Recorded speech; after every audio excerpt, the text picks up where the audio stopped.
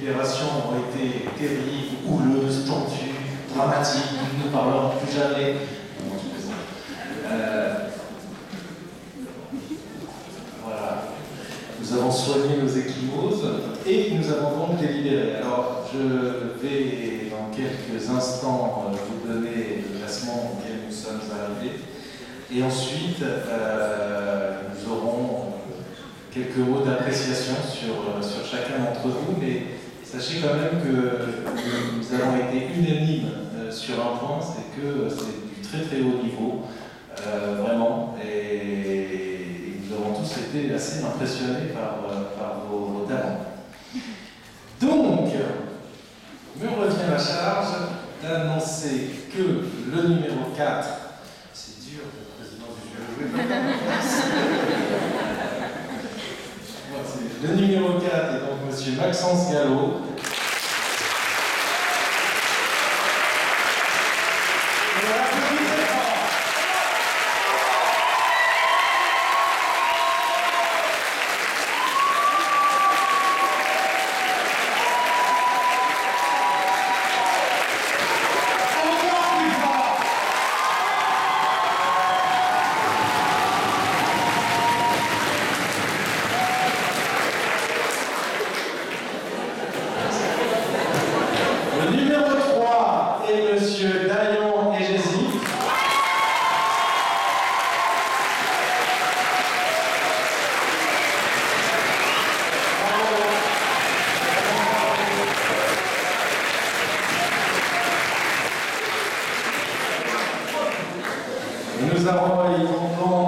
Nous arrivons donc aux deux heureux élus.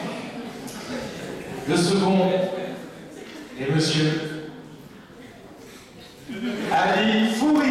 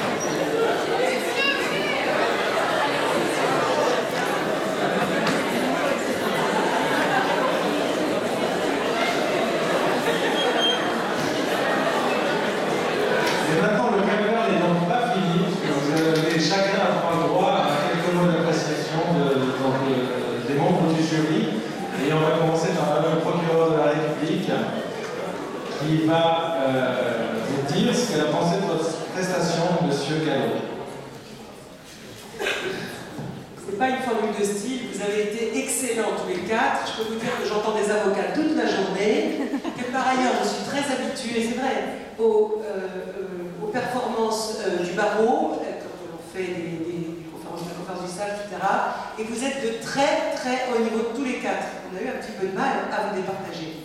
Maxence, il est apparu très clairement que vous aviez réalisé une performance, que vous aviez beaucoup d'aisance, que je me suis beaucoup amusée personnellement, vous êtes drôle, intellectuel, et vous avez un véritable talent. De stand-up, la seule chose, c'est que ça manquait un peu de fond, et surtout, on a trouvé que vous tiriez un petit peu trop sur la veine grivoise, c'était un peu la facilité, l'écueil aussi.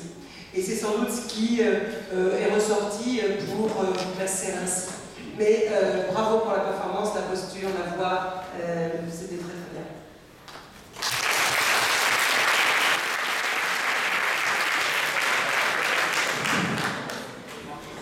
Alors, je suis donc chargée de donner l'appréciation du jury sur Diane, que j'ai déjà eu le plaisir de voir au quart de finale. J'ai regretté quelques points, et le membre du jury aussi, l'absence de fil conducteur de votre histoire au final et de démonstration. En fait, le ton y est, vous êtes parfait pour la Martinique, vous avez un ton calme, posé, ensoleillé.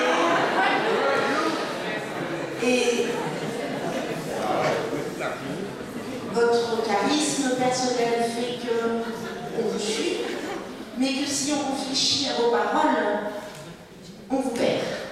Donc là, je pense que le jury vous a un peu perdu, puisqu'on n'a pas été convaincu par la démonstration sur la séparation des pouvoirs et des super-héros. À titre personnel, je regrette vivement que vous n'avez pas parlé de Thor. Les super-héros ne sont pas tous des êtres humains. Comme on dit, la plastique parfaite de Thor et de marteau. Et la séparation des pouvoirs, si on en reste Thor, que ferait Thor sur son marteau et son éclair? Peut-on vraiment séparer Thor de son marteau?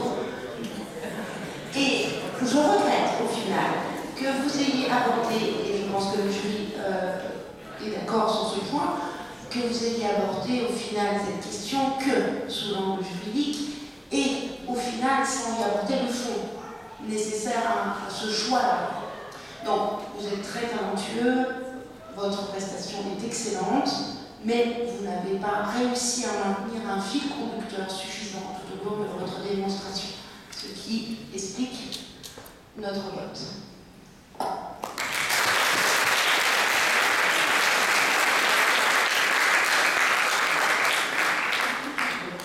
Toujours à propos de Monsieur Gizou, juste pour compléter brièvement, il est vrai que nous avons été un peu perdus par l'argumentation. Peut-être que le fond manquait un peu de recherche, même si vous avez eu quelques belles références. Mais voyez-vous, on a eu du mal à comprendre si vous parliez vraiment des héros, super-héros. Vous voyez, j'ai pensé à Star Wars, je me suis dit, je ne sais pas, est-ce qu'Anakin Skywalker est un super-héros? Mais moi, je préfère Han Solo, il est peut-être simplement un héros. Vous voyez?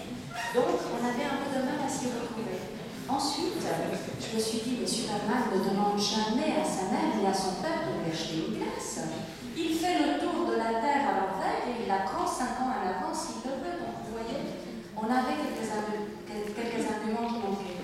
Mais vous avez cité une très belle phrase de Shakespeare, et l'universitaire que je suis ne peut pas s'empêcher de rappeler une phrase de Shakespeare qui est bien moins célèbre et qui devrait pourtant être une source d'inspiration constante, surtout dans les facultés de droit.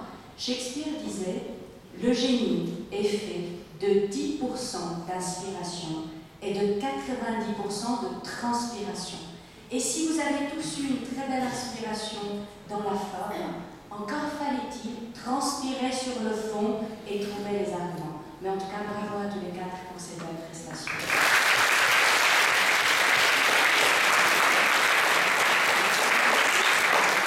Je vais revenir de faire quelques remarques à Yves.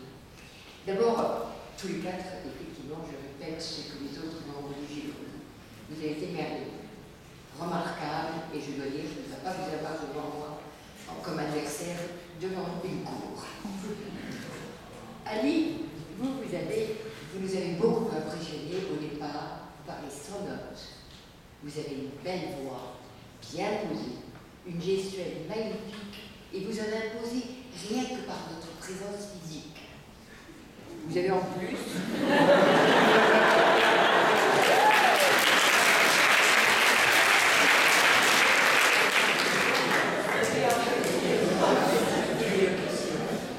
vous êtes drôle, vous avez le sens de l'humour, et vous avez surtout réussi à faire quelque chose de remarquable. Vous avez su retomber à la fin, comme on dit, sur vos pieds.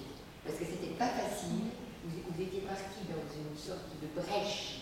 On se demandait si vous n'alliez pas vous y perdre, et vous ne vous êtes pas perdu. Vous vous êtes rattrapé, et vous serez certainement un excellent avocat.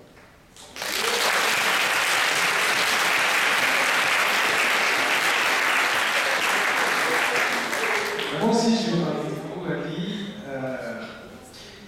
Au cours de ma longue carrière maintenant, j'ai vu de grands avocats, de grands plaideurs qui n'avaient strictement aucun talent spécifique, aucune aisance oratoire spécifique. J'ai vu beaucoup d'avocats qui avaient une grande aisance oratoire et qui ne sont jamais de grands avocats. Ce que je veux vous dire, c'est que l'aisance, ça comporte vraiment des dangers. On se laisse aller à la facilité et on oublie le fond. Et comme ma voisine vous l'a dit, pour arriver à être un grand avocat, si c'est votre souhait, ceux qui sont là aujourd'hui, c'est 90% de travail et c'est 10% de cœur. Et pas forcément d'aisance, mais de cœur, de vie, d'amour, de souffrance, d'expérience, de complexité, de fuite de l'air du temps, d'originalité, d'onirisme, de poésie, mais c'est d'abord du travail. Et ne vous laissez jamais aller à la facilité de vous entendre parler, de faire des bons mots, de faire des bonnes blagues. Il faut toujours que ce soit utile, parce que les magistrats sont, et ils n'aiment pas ça.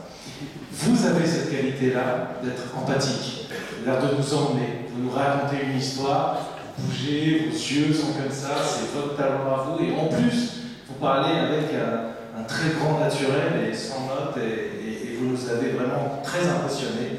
Maintenant, comme les trois autres, le reproche que je vous ferai pour retomber sur mes pieds, c'est que, effectivement, vous avez tendance, tous les quatre, à oublier le fond, à oublier que vous défendez une cause. Vous n'êtes pas là pour... vous pouvez bredouiller, vous pouvez ne pas trouver les bons mots, vous pouvez mal parler, vous pouvez trébucher sur des mots, tout ça n'a strictement rien d'important. Par contre, faire passer de la conviction, c'est être sincère. C'est capter le regard de l'autre et capter le cœur de l'autre. Pour capter le cœur de l'autre, il faut en avoir soi-même, et il faut avoir une structure de raisonnement et une colonne vertébrale, un axe éditorial. Et ça, vous avez encore tous les quatre du travail à faire avant de ne pas oublier que vous n'êtes pas là pour vous faire plaisir, mais pour faire plaisir à votre client.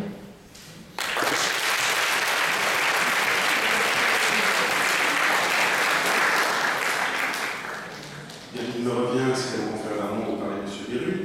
M. Béru, vous avez compris que vous avez tous séduit. Je pense que l'unanimité s'est faite beaucoup sur votre niveau de langage. Vous avez choisi d'être très littéraire, sans répétition. Nous avons compté vos imparfaits du subjonctif, vos références littéraires, votre côté onirique. Et pour une touche plus personnelle, je dois vous avouer que ce que j'apprécie chez les avocats, je vais presque envie de dire peut-être quasiment, les avocats qui n'ont pas forcément ce qu'on disait à l'instant de M. Fouquet, à savoir un naturel physique qui impose quelque chose, c'est qu'ils se dépassent souvent par d'autres qualités, et cette qualité chez vous, c'est d'être dans une démarche inexorable. Vous n'avez pas forcément le plus bel organe, si on peut faire un autre jeu de mots comme celui que vous faites. Vous n'avez pas forcément la plus belle carrure, mais vous compensez par quelque chose qui est inexorable, qui est de l'ordre de la détermination, de la connaissance du chemin vers lequel vous voulez nous emmener.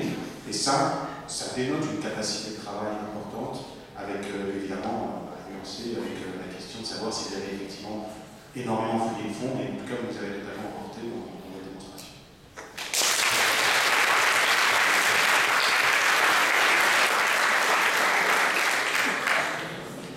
Alors toujours sur Jean-François, quel talent, bravo, bravo. De toute façon, c'est le dénominateur commun. Un vrai talent, plus qu'à la Berlier, plus qu'à la conférence de stage, un vrai talent qu'on retrouve. J'ai une petite expérience qui n'est pas celle des autres membres du jury, mais quand même, quel talent. Ça sentait bon la littérature pour vous, Jean-François. Vous avez réussi à faire la fusion entre Édouard Baird et Lucchini, c'est magnifique. Et donc on est très fiers de vous. Vous avez fait une très belle prestation et on est très contents. Vous me faites penser à un des autres lauréats de ce concours de plaidoirie. Alors c'était une des premières éditions où Julien Ben-Simon, qui est devenu un confrère depuis, un pénaliste, un brillant pénaliste, et vous me faites penser à ce Julien Ben-Simon, et je vous souhaite le même avenir. Alors sur le sujet commun avec votre contradicteur, effectivement, vous aviez un sujet qui n'était pas facile. Vous avez beaucoup parlé de fesses, peut-être un peu trop d'un côté, peut-être une finesse de l'autre, et vous pourriez écrire un livre facilement qu'on pourrait intituler Facebook de toute façon. Donc, bon, voilà, félicitations à vous tous, vous avez tous été très bons, vous avez tous été prêts. Bravo.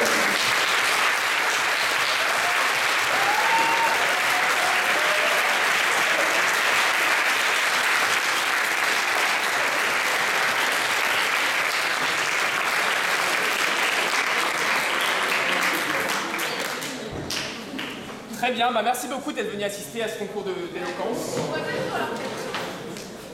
Et là, tant que ça, vous ouvrez leur cadeau, donc soit vous faites chez vous, soit vous le faites devant nous, c'est comme vous souhaitez. Mais en tout cas, pour tous ceux qui ont participé au concours d'éloquence cette année, Encore une fois, merci